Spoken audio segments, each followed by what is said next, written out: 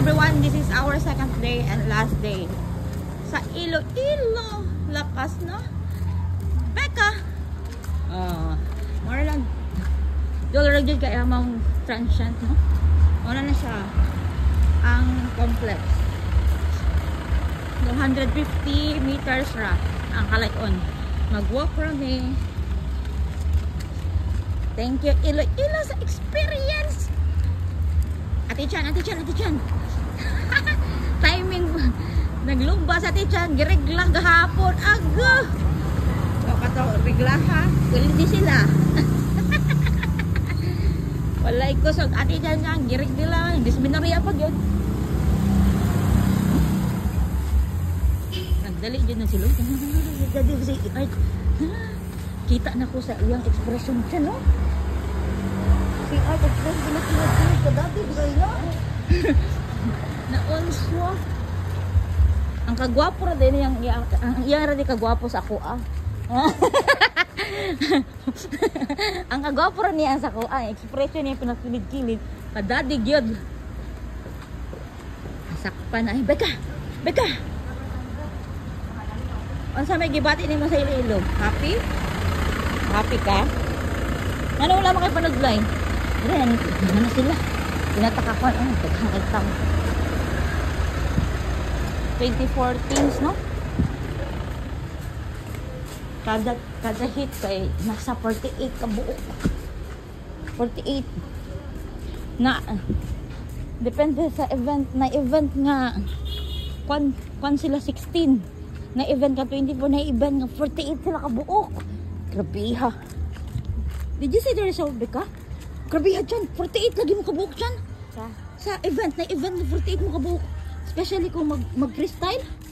Pero kung mag-fly, nara mo sa 24. Kabuok. Atong nag-fly sila Art. Atong na-fourth si Art. Nga total ba? In ranking. Kuan na sila. No,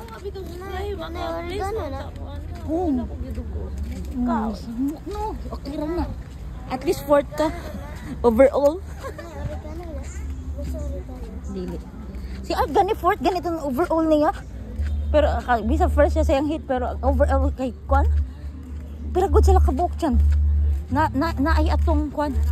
Atong nag-fly sila 24. Na po nag-fly nga 16 ra sila kabuok. Nya fourth siya. Sayang nga lagi. Mara na siya walk.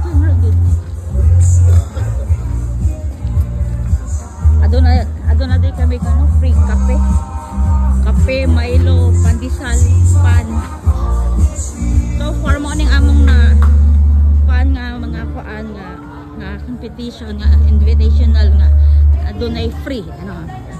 Adunay free nga kape, Milo. Oh, nagkape lang mga coaches.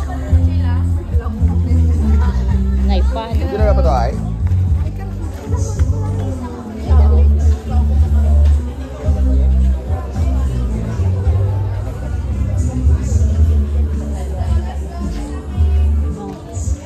Kape station.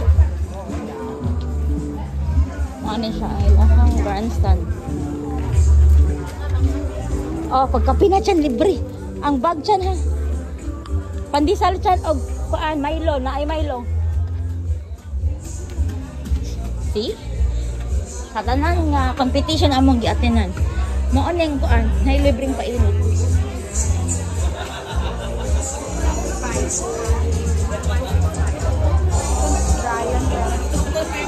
Duble.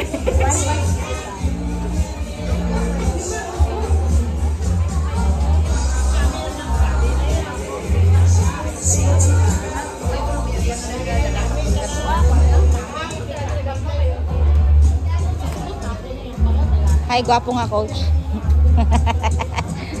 Nauna siya kay para magkuhan siya sa among gamit.